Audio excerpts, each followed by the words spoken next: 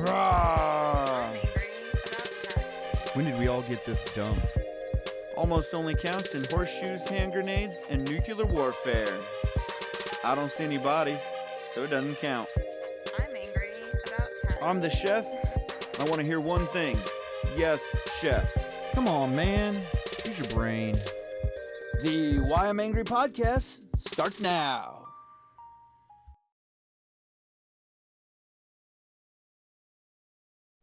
I moved it. Come on, man.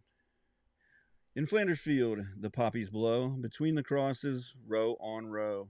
The mark our place, and in the sky, the larks still bravely singing fly. Scarce heard amid the guns below, we are the dead short days ago. We lived, felt dawn, saw sunsets glow, loved and were loved, and now we lie in Flanders Field. Take up our quarrel with the foe. To you from failing hands we throw. The torch be yours to hold it high, if ye break faith with us who die. We shall not sleep, though poppies grow in Flanders Field. Every year we kind of take that poem and we do something with it. We read it and just kind of have a moment. It is Veterans Day, and at the Why I'm Angry podcast, obviously, we're patriotic and we believe in the sacrifice that our fallen heroes have given to us, and those who have fought in battle. We we honor them every day. Really, we try to, and it's the Why I'm Angry podcast. So let's get into it. I got Carson with me here today, and we're going to talk a little bit about everything. We got Veterans Day, and I went out and ate with my father-in-law, one of the few living veterans that I still have in my life. It was a good time. It's nice to see companies around the country really honoring our veterans. Something that we've kind of fought with over the last few years is Veterans Affairs, the VA, getting what he's due for medical, just payments and stuff like that. And it was just nice today to be able to honor them. And I went to a couple different restaurants because I was picking up food for somebody and doing that, and just try to talk to a couple of veterans and happened to talk to a couple of Vietnam veterans. And the one guy said, he goes, I don't know that I would give 10 cents to do it again, but it was definitely an experience. And that's how he kind of had looked at it. But yeah, so I felt for him. But yeah, so Veterans Day. Absolutely. Thankful. So yeah. Yeah. And something I also heard today on Veterans Day, and I kind of watched over my shoulder as I was trying to get through. We have a ton of stuff going on in the news, like today. If you haven't been looking and participating in the news today, you've got a lot to catch up on. We had a Syrian leader, or the Syrian leader, come to the White House and meet with the president for the first time ever. We've never had a Syrian leader come to the White House. That would be similar to a new Iranian leader coming to the White House. I mean, we've had sanctions on them for years and years. And they've normally been a sponsor for terrorism. So we normally don't meet with them and things. So this is a pretty big deal. But, and then just the regular stuff. We got some quotes from the Pope to talk about. Mm-hmm. We've got I think we're going to lighten it up with some sports this afternoon, and just check in on everybody's fantasy teams and stuff like that. So I know I think Carson beat me this week in fantasy football, so it was a rough week for me. But yeah, so Veterans Day.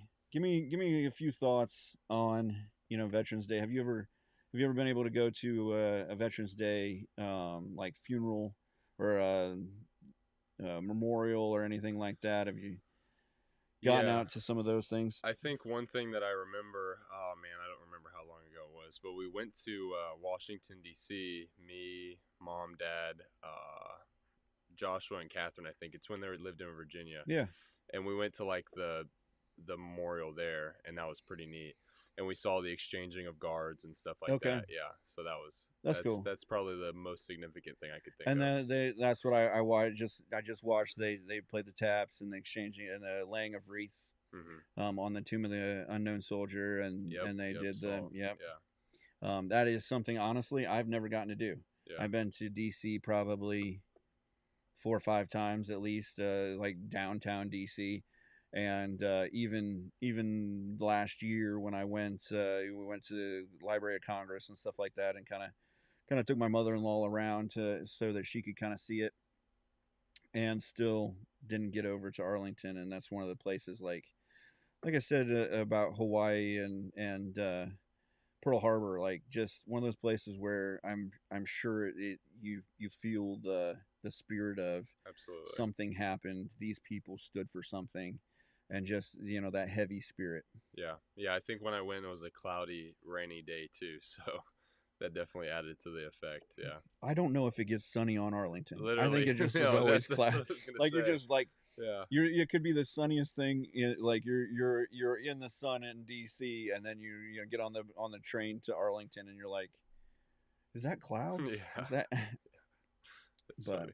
yeah, no, because I think even 2 or 3 times that I went to like the Vietnam Memorial and stuff like that, it was the same type of deal. It was just like, Right. the sun is behind clouds, whether it's there or not. Mhm. But so yeah, definitely just a good day that if you've got a veteran, somebody who's fought, and this is one thing I also thought about, or that I had heard. I was going to say earlier, is that if you didn't fight, if you were prepared to fight, if you don't have, not that you're a veteran, but I've always felt kind of like, I should have gone. Like if like as a patriot, as a person who feels strongly about my country, I've always felt a little just that little apprehensive that I didn't go. Yeah.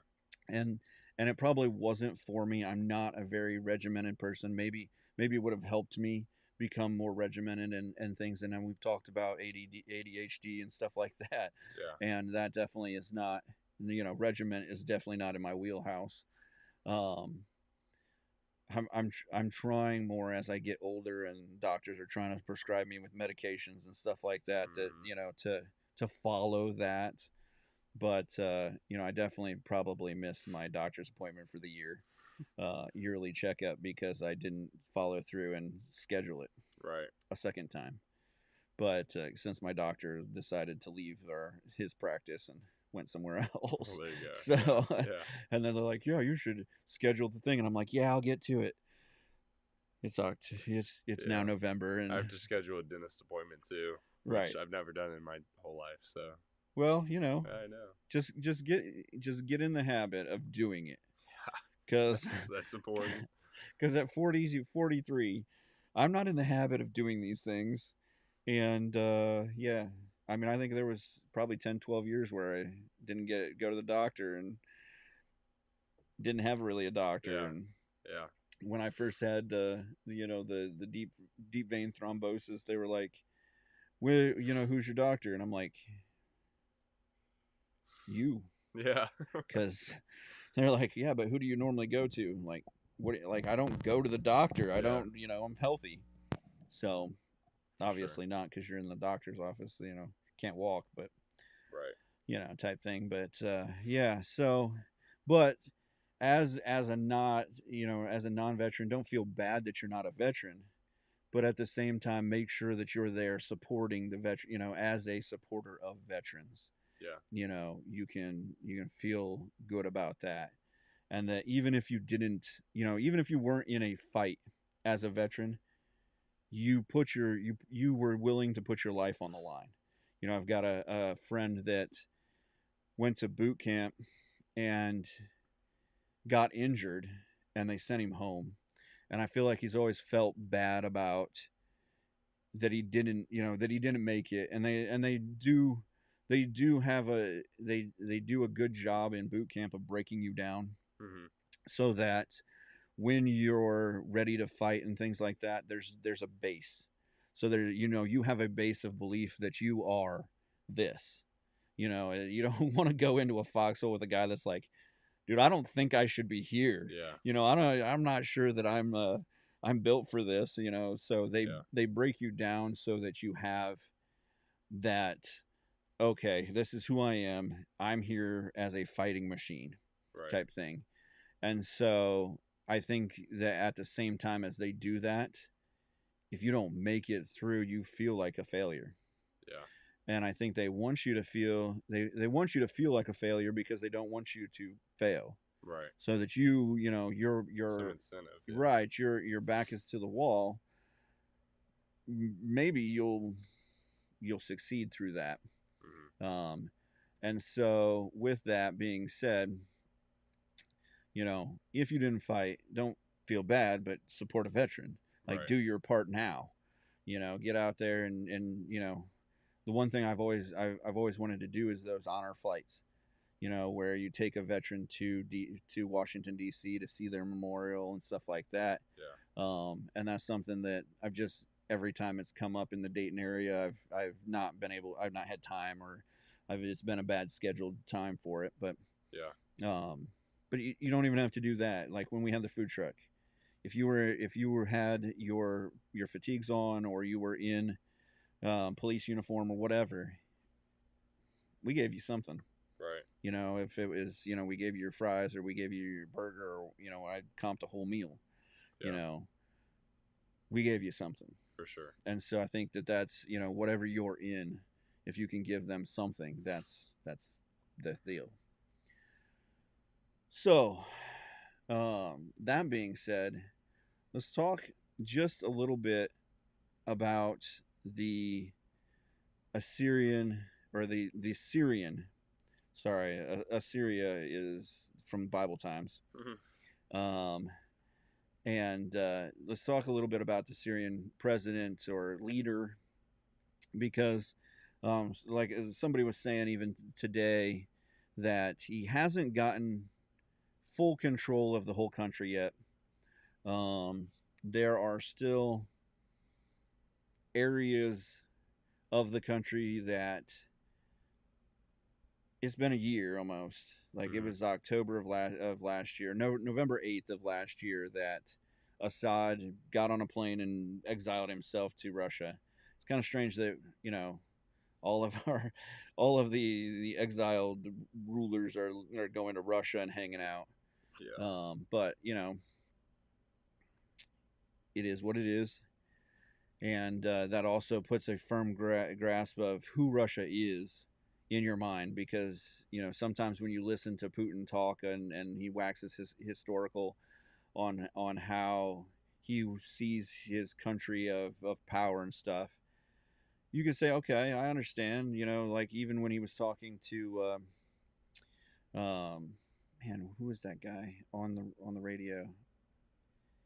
He did an interview where he talked about the U.S. left him out to dry when they were trying to bring him into NATO and stuff like that. Mm-hmm. That he wanted to be part of NATO, and they left him out to dry and kind of painted him as a villain.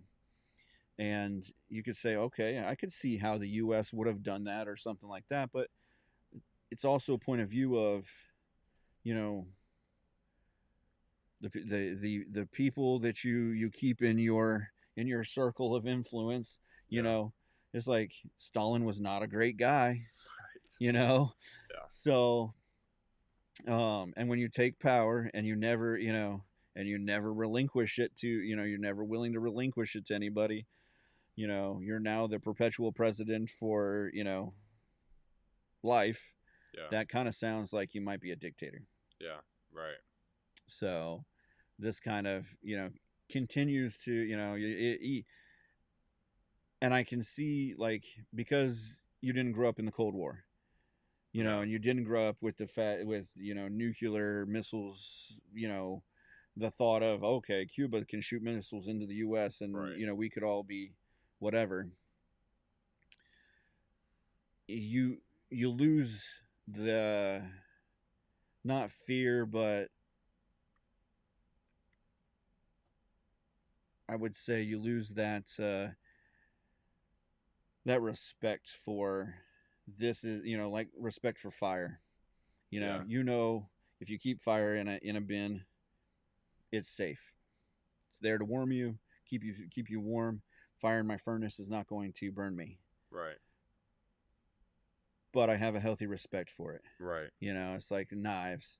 As long as I keep my hand on the handle and on the top of the blade, It won't cut you. it's not going to cut me. Yeah. But the second that I don't respect it anymore, you're going to get sliced up. For sure. You're going to get burnt. If I go throwing gas on it from a gas can and lighting matches right next to the gas can, I'm probably going to light myself on fire. Yeah. And so I think that's what we've done with Russia a lot, or those people who believe that Russia's not that big a deal, is that, yes, it's a big deal. For sure. And this is, if we don't respect them, they do have the nukes that could blow the world apart. And they respect us as well. And that's why, right? yeah, that's how this all works, is that, sure. We're big bad America and we just bully everyone. No, yeah. we are big bad America because we've won wars. And if we didn't be big bad America, do you think Iran would do anything but, they would run people in here in a second. Yeah. For and sure. so I think that, yes, like, this is a big deal. It really is. And there are a couple ways to kind of look at this big deal, like why it's a big deal. And one of the ways is that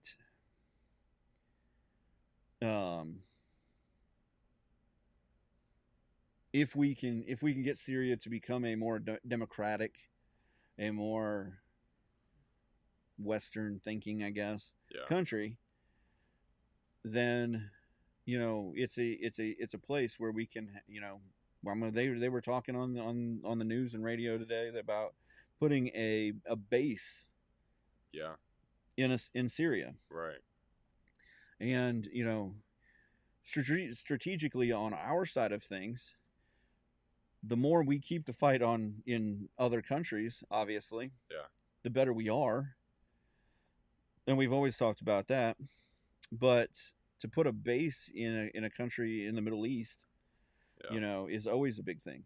For sure. There's, they were just talking about Iraq, the base in Iraq in Kurdistan we've lost 0 people in that base. Yeah. And so, they talked about people go to, they go and holiday there and stuff like that when they've got like a couple days or something like that. Yeah. No, that's definitely important. Yeah. For safety reasons too. Yeah. So to be able to have a thumb, or to be able to kind of know what's going on in a country that we've, literally has been like vitriol to us. Yeah. It is a big thing. Like it's a good thing. Yeah. Yeah, no, absolutely. Yeah.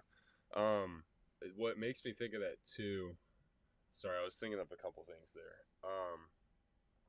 One thing is another country that, this is a little off topic, but like Nigeria, all the killings and stuff that have been going on over there. Have you seen that stuff about Christian killings? Yeah. Yes. I mean, think I saw Sudan as well. Right. Yeah. Africa's having a big issue with, crazy. like, and what some people don't understand is Egypt has been a big, like, southern Egypt has always been a Muslim held area. Mm-hmm. And if you are a Christian in southern Egypt,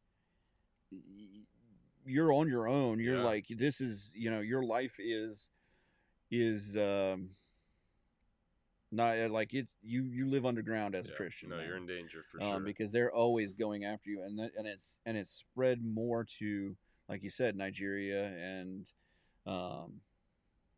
the Congo and all of that has become very Muslim. And if you don't think the Muslim faith is like coming at you, Yeah. I mean, we've Yeah, got most peaceful religion. we've been talking about the big thing in the news lately has been Dearborn, Michigan. And Dearborn has had a population since the late 70s of Muslims. Yeah. And it started out with just like one mosque, and and that's fine. Yeah. You know, as a so this is where your patriotism and your belief in God or your faith, they don't 100% line up, because as a free country, it's fine for them to practice their faith. Yeah. And honestly, as a free country, they have every right to speak out loud and speak their faith. The problem with the Muslim faith is they don't believe you're people if you're not Muslim. Yeah. They believe you're an infidel, you're a lower version of a person, and they're in their faith, they're allowed to do. Yeah, no, they're told to eliminate other Right. people that don't believe in Islam. Right. You're a tool to whatever means they want. Speaking of Islam too, New York, first Islamic governor ever. Big time craziness. Like this is like, yeah, Yeah. I know we didn't talk about that, but I just thought of that. Yeah, as you well. would, and that was something that was on the list last week, and just because we've gone through so much over the last like week, with the elections and everything. Like I mentioned it, but that was about it. Yeah. Is that you just, and this Islam is this Muslim mayor isn't just Muslim. He's socialist Muslim. Right. Like he is. Yeah. Sorry, not governor. Yeah. Mayor of New York City, and like just like off the rails crazy. Yeah. Like I mean, I guess On every spectrum. Yeah.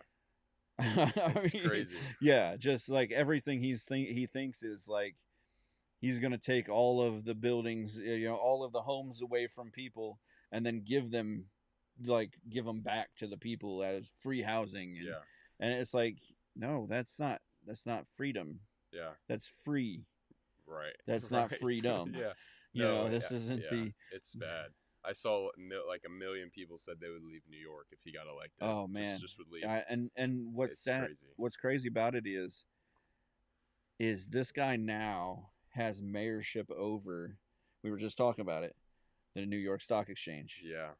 Wall Street. That is we're the biggest exchange in Right, the world. right, Literally. Yeah. Right. I mean, the NASDAQ is whatever it is, but Yeah. But yeah, the New York Stock Exchange and Wall Street, like that, like he basically has stewardship over the largest financial area in the world. Yeah, and I saw some companies talking about how they would want to leave New York. A lot of business would want to leave New York because the higher taxing that he said he's going. But you can't move Wall Street. Like that's not going anywhere. You know what I mean? And that's what's interesting to me, because we even talked about what happens when Wall Street's no longer Wall Street. When it's just like you don't have like when the things that that need stability. Like Wall Street needs some stability. Right. Like it doesn't thrive off of chaos. Right. Like you see, because people don't want their money to thrive off of like your money can thrive off of chaos. Like that's really where your money actually thrives, is when there's giant ups and downs.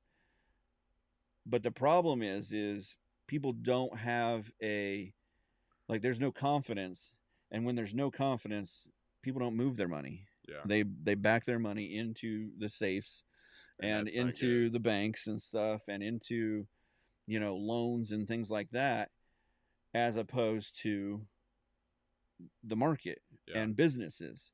And these businesses, and this is where it hurts everybody, is when these businesses can't get their funding, or can't get the funding that they need to be solvent.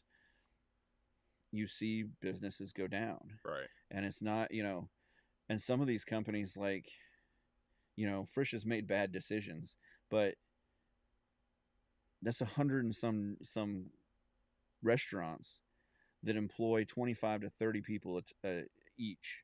Right. You know, that's 30,000. That's 3,000 people that just lost jobs. Employment, yeah. Right. Makes that go up. Because they didn't have the money, and now it's not because of the market, but at the same time, you also got to think people didn't have confidence in that business anymore. The food hasn't changed in 40, 50 years, Yeah. and they're not innovating anything or being the best or being the cheapest.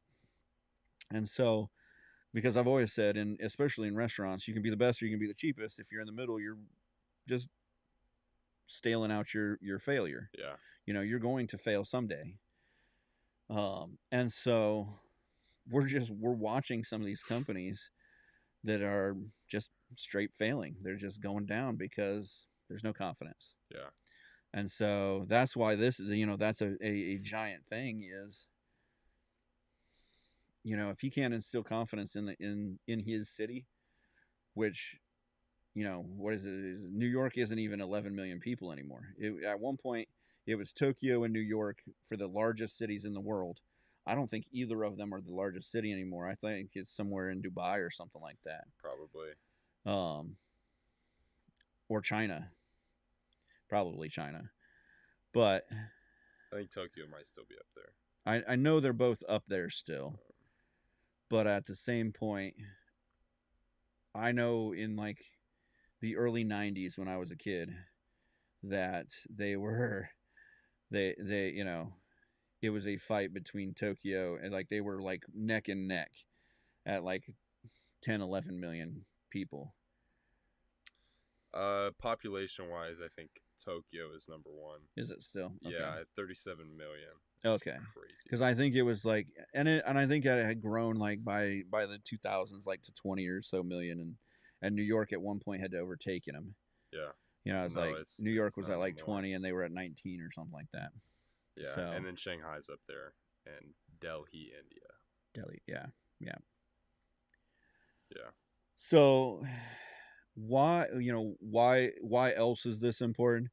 Because if we don't come into Syria, just to go back to Syria, if we don't do, and this is just purely economic, honestly, if we don't come into Syria and give some influence and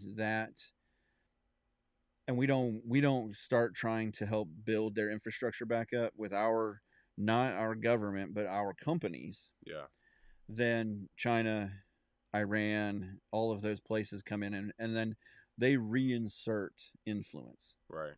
And so, you know, not that I know that we don't want to upset anyone. We want to be non-confrontational. Let's not be too great.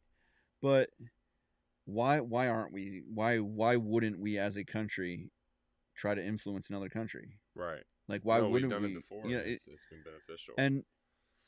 And why, you know, what is the ethics in not doing it? Like what do we gain by not doing it? Yeah. You know. Yeah. I mean, I think there's absolutely proof that socialism has failed, and communism has failed. So, yeah, I mean, you look at what is it, South Korea too. Right. Like, why wouldn't we want to instill the best government that we've had in history? Why wouldn't we want to expand the that? one government that has held? Yeah, I can say it has been constantly a force in the world. Yeah. For the last 250 years. Yeah. Yeah, I mean, there isn't another government that I can see that has held like that. No, and expanded like right. the U.S. did. Like, right. It just, yeah. Because you can say, oh, England's been a constant government. Okay, they have been a constant government. Yeah. But they've lost 90% of their territories. They've, you know, their expansion, their government has lost their power more than they've expanded their power. Right. Like they're not. And this is like, you know, with all due respect, but they're not a a force on their own. Yeah. Like if they went out and said, we're going to attack Pakistan, like they would have to get people behind them to do that. Like Right. we would have to come up and ally them so that they would be able to, so that they weren't just, and that's why you have allies. Right. It's not like, but if we went in and said we're going to, incur into Pakistan and try to take out the Taliban or something like that, then I had a gnat. I know, I see it. But then we would do that. Right, on our own. Like, yeah, and I'm sure other countries would be like blah blah blah, and they could do that, but they can't stop us. Yeah. They're not going to. They're not going to physically actually try to stop us. And not even just military wise with England, like economically too. True. They're really. I wouldn't call them And super successful. Right, and that's 100% true right there too. Is that with that yeah, they don't have, they're importing all of their food, and they're, when you get to the point which we've gotten to, where you're importing a ton of your products that you need for daily life, then you're dependent on other people. Right. Yeah. And I think that's what Trump's seen, and that's one of the good things he's brought back to us, is that we can be energy independent. Right. We bring it can back be to the States, we can we can sell our beef in other countries. We don't have to just bring, we're not bringing it all in here, but any of our surpluses are now able to go out, because honestly, we make enough food in our country to feed the world. But because of tariffs and because of just random. All right, guys. This is the time where we get off and make you go find us on our podcast. You can get us on our podcast pages, anywhere you get a podcast, Spotify, Spreaker, Amazon, just about anywhere. I'm drawing a blank all of a sudden. Deezer, wherever you get your podcasts, you can get our podcast. We've got podcasts on YouTube and Apple Podcasts, iHeartRadio, all of those. So get your podcasts, listen to the rest of it. We talk about fantasy football. We talk about just the economy in general, the shutdown, all kinds of stuff. We get to it. Remember, Christmas is coming up, and if you need a gift for that man in your life, or you need a gift for yourself, or you just like giving out good gifts that solve problems for men, Distill Union, it's problem-solving men accessories. So you got wallets and keys and key rings and different things, and they add magnets to things, and they also make them so they're modular, so that you can add the parts that you need. So get on there, and promo code Patriot Parts at distillunion.com, and you get 20% off just by mentioning Patriot Parts. The things that we need as patriots, the parts that we need, Patriot Parts. And also, we just partnered up with a new company.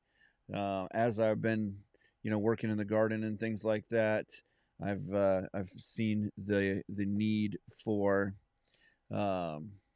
just good hand protection, good gloves, and so I found a company called Bare Knuckle Gloves. It's the website is by Bare Knuckle, and it's great gloves, leather, made in the U.S. Just the best quality you can get. You can get them with all the little rivets and things like that. You can get pretty ones, and you can just get the regular standard get the job done gloves. And I've loved them.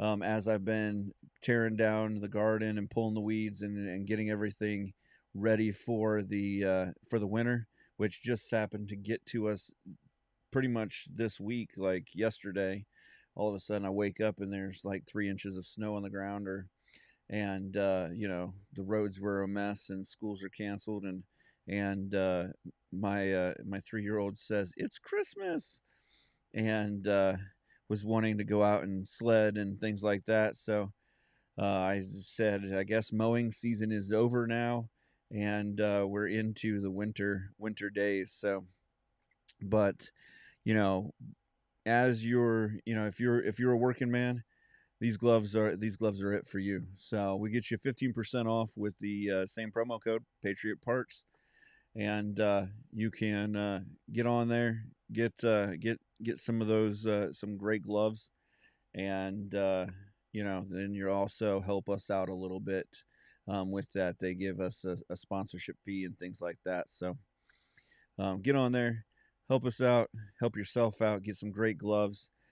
Buy some for Christmas. Any farmer or gardener in your life, or anybody that works in the in any kind of industry that you get nicks and cuts and bruises on your hands, you get them some gloves. So also, if you have any questions, it's whyamangrypodcast@gmail.com. Get your questions in, get your articles that we've missed for the week. Get those in, get the things you want us to talk about. Let us know if we're doing a great job. Let us know if we're doing a bad job. We want to hear from you too. And just get in, let us know what's going on. And honestly, this is a pretty good podcast. So get in and listen to the podcast. And just honestly, listening to our podcast helps also. So if you don't got a dime to help us, your listening, your time, your follow, like, and share, that's a great way to support us also. So help us out, and hopefully we can bring you some knowledge, get your brain thinking, and just spread some free thinking knowledge out to you. We love you, and we'll see you next time.